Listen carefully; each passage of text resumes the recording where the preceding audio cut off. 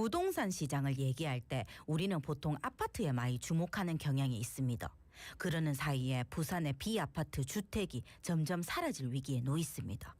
작년에 부산에서 새로 지어진 비아파트 주택이 불과 175가구라 해에 5년 전하고 비교하면 95% 이상 주름삐딱합니다. 오늘 전문가 모시고 요 비아파트 주택에 대한 이야기를 해볼까 합니다. 예, 동아대 부동산대학원 강정규 원장 전화 연결돼 있습니다. 나와 계시죠? 안녕하십니까? 안녕하십니까? 네, 안녕하십니까? 지난해 175가구 부산의 비아파트 주택 착공 물량이요. 2020년과 비교하면 5년 만에 95% 이상 감소했습니다. 원인 뭐 대충 짐작하시는 분들도 있는데 좀 부연 설명을 해주실까요? 예, 먼저 비아파트라고 하는 것은 말 그대로 아파트가 아닌 주택을 말하는데요. 그렇죠. 흔히들 연립, 다세대, 다가구 주택 이런 형태를 이야기를 하고 있습니다. 그중에서 이제 가장 많이 예를 드는 것이 우리 이제 거주 형태로 봤을 때는 다세대나 연립, 흔히 말하는 빌라 같은 것들이라고 보시면 좋겠는데요. 이런 것들이 급격하게 공급이 감소된 이유는 이 전세 사기가 우리 부산에서 다른 지역보다 좀 심했는데 네네. 이 전세 사기의 타겟이 바로 이 비아파트에서 나왔기 때문에 그 세입자분들 그리고 투자자분들 모두가 전세 사기의 후유증으로 인해서 물건 구입 또는 세입자로서의 역할을 하지 않았기 때문이 가장 큰 이유라고 볼 수 있을 것 같고요. 네네. 두 번째는 이 공사비 또 금리 대출 조달 금리가 올라가는 과정 속에서 이 비아파트가 사업비는 똑같이 들어가는 데 비해서도 분양성이 매우 낮았었습니다. 그러다 보니까는 이 현재 주택시장이 침체에서 벗어나지 못한 상태에서 아파트보다 덜 팔리기 때문에 결국 사업자분들이 덜 지었기 때문에 이렇게 공급량이 줄어드는 것이라고 보시면 좋겠습니다. 네.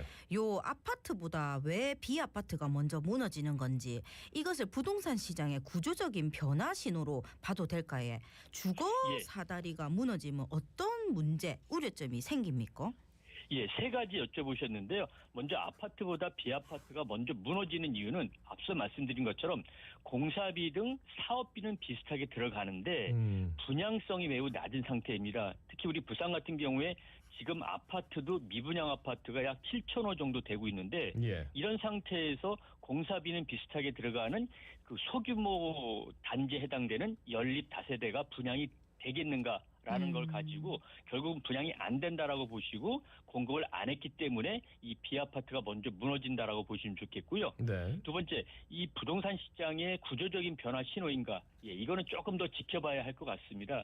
지금 비아파트가 침체가 되는 것은 일시적 침체이고 정부의 정책 그리고 사회 환경에 의한 요인이기 때문에 이 비아파트가 완전히 무너진다라고 보기는 좀 이르다라고 생각이 들고 있고요. 세 번째 질문, 주거 사다리가 무너진다는 것이 가장 큰 걱정인데요. 이 아파트보다 가격이 저렴한 빌라 다세대 연립 같은 경우에는 예를 들자면은 청년 신혼층들의 내 집 마련의 진입 경로인데 이것이 소멸될 가능성이 크다. 예전 같으면 빌라를 사서 돈을 모아서 그걸 가지고 아파트를 이사 가셨는데 지금은 빌라가 없다 보니까는 종잣돈을 모아서 바로 아파트로 갈래니 아파트가 비싼 것들이 사실이지 않습니까? 그러니까는 이 청년 신혼층의 그 진입 경로가 소멸된다는 것이 가장 큰 문제이고요. 두 번째는 임대 시장이 불안전해집니다. 즉, 이 빌라 연립 같은 것들도 투자자분들이 사가지고 이거를 저렴한 가격에 월세, 전세로 놔줘야 하는데 이러한 연립이 공급이 안 되다 보면은 결국은 전세, 월세 물건이 없어지고 아파트만 나오다 보니까는 이 세입자분들의 전월세 부담이 크게 늘어날 수밖에 없다. 세 번째는 도심 주거의 다양성이 붕괴가 될 가능성이 크다. 전체적으로 아파트와 이 비아파트가 같이 공존해야 되는데 이런 모습이 사라질 가능성이 있는 것이 문제점이라고 보시면 좋겠습니다. 그 세입자분들 입장에서는 당장 물리적으로 금액 자체가 좀 다른 경우가 많아서 굉장히 좀 그 어려운 분들이 주거 사다리 이 문제가 정말 크게 작용할 것 같은데 이게 전국적인 추세라고 하더라고요. 하긴 뭐 이 전세 사기 때문에 얼마나 우리 사회 전반이 그냥 홍역을 겪었지 않습니까? 그 부산이 노후주거지도 많고 소규모 주택 비중도 높은 도시라서 이게 비아파트 공급이 급감한다면 다른 지역보다 조금 더 충격이 크지 않을까 이런 이야기도 있더라고요. 예, 이 지금 뭐 우리 부산만의 문제는 아니지만 우리 부산의 소규모 주택 관련된 공급이 많았다가 이렇게 급격히 줄어든다는 것들은 충격이 있을 수밖에 없다라고 보여지고 있고요. 네. 또 한 가지는 우리 부산이 뭐 전체적인 인구는 우리나라의 두 번째 도시이고 또 지금 청장년층이 조금씩 빠져나가고 있긴 한다는 소식이 나오긴 하지만 그래도 아직까지 1인 가구나 2인 가구가 상당히 많은 도시입니다.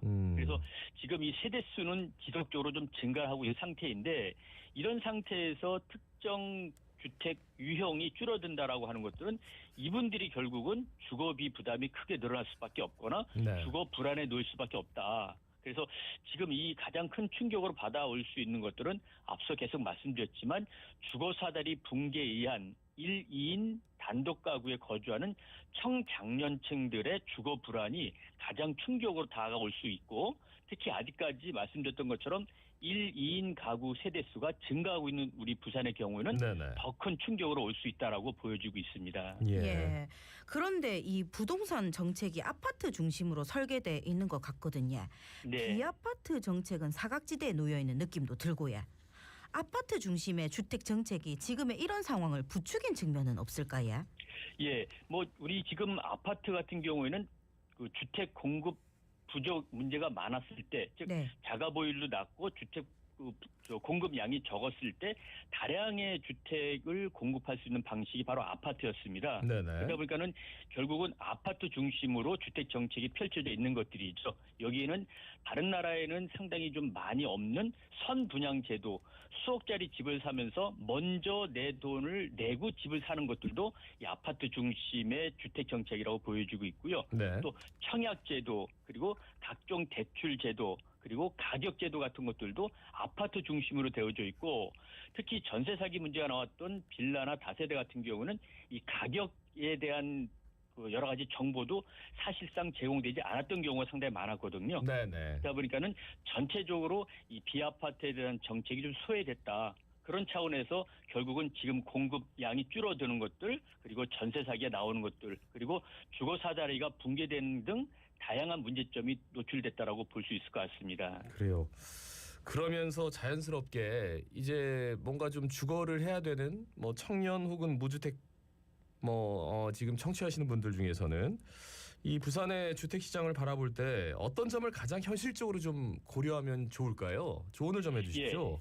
일단은 지금 우리 부산시 같은 경우는 뭐 가장 안전한 임대 정책, 주택 정책이 좀 제일 필요하다. 지금도 뭐 여러 가지 그 청년층을 위해서 무주택 서민들을 위해서 주택 정책을 펼치고 있긴 하지만 예. 안전한 임대, 즉 직주 근접 도심 지역 내에 그 저렴한 임대주택 공급이 좀 제일 먼저 필요하다라고 보여지고 있고요.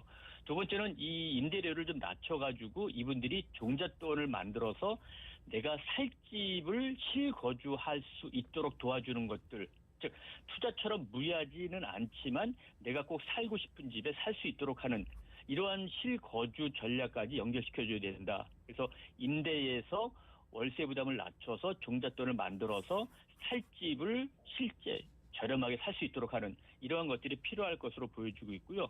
이렇게 하기 위해서는 결국은 그 뭐 전월세에 대한 여러 가지 구조적인 월세 부담에 대한 것들도 좀 낮춰줘야 되고 그리고 안전장치로서 보증보험 그리고 권리관계 같은 것들 그리고 그 임대주택에 대한 정확한 위치 그리고 그 내 집을 살 수 있는 그러한 저렴한 가격의 주택들도 공급해주는 이런 다양한 정책들이 필요할 것으로 보여지고 있습니다. 예.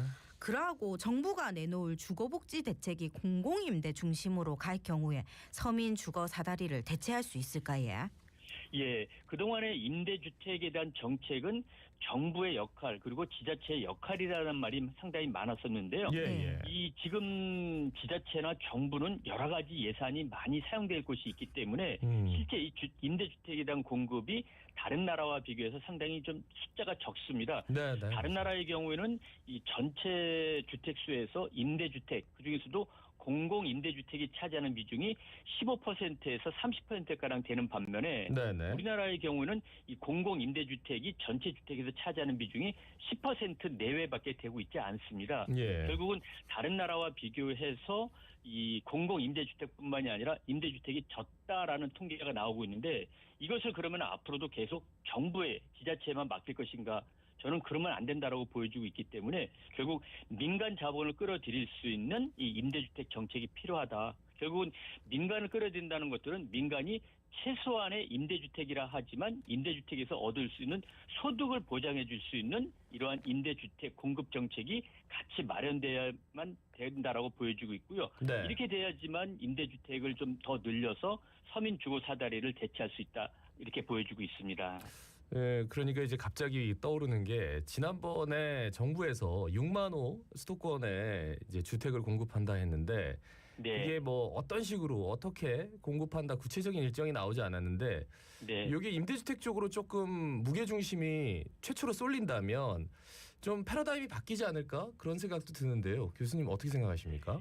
예, 일단은 지금 임대 중심으로 즉 내 집 마련을 할 것이냐 그대로 임대주택에 살 것이냐에 대한 패러다임을 봤을 때 아직까지는 자가를 보유하겠다는 분들이 상당히 많이 있으시고요. 예. 또 한 가지는 많은 소득을 갖고 계신 분들이 여러 가지 라이프 사이클상 또는 재무 설계상 임대주택에 거주할 경우에 그분들을 바라보는 시각이 아직까지는 썩 좋지는 않은 것들이 사실입니다. 네네. 따라서 이 장기적으로 바라봐야 할 패러다임 전환이 아닌가. 즉 임대 중심에서 내 집 마련으로 바뀌는 또 내 집 마련을 하지 않고 임대 사는 것들에 대한 패러다임은 조금 더 지켜봐야 되지 않겠나라고 생각이 들고 있고요. 그렇게 하기 위해서는 이 매매 가격을 좀 양극화하는 것을 줄여주고 그다음에 월세 부담을 좀 줄고 그다음에 비아파트 공급을 통해서 주거 사다리 단절 그리고 고급 임대 아파트를 빨리 많이 줘주는 이러한 대책들이 혼합적으로 이루어져야지만 이 장기적으로 임대 중심의 그 주택 시장으로 전환이 되고 내 집 마련을 좀 하지 않고도 편안한 거주에 살 수 있지 않겠나 생각이 들고 있습니다. 네, 말씀 잘 들었습니다. 고맙습니다. 감사합니다. 네, 감사합니다. 예, 동아대 부동산대학원 강정규 원장이었습니다.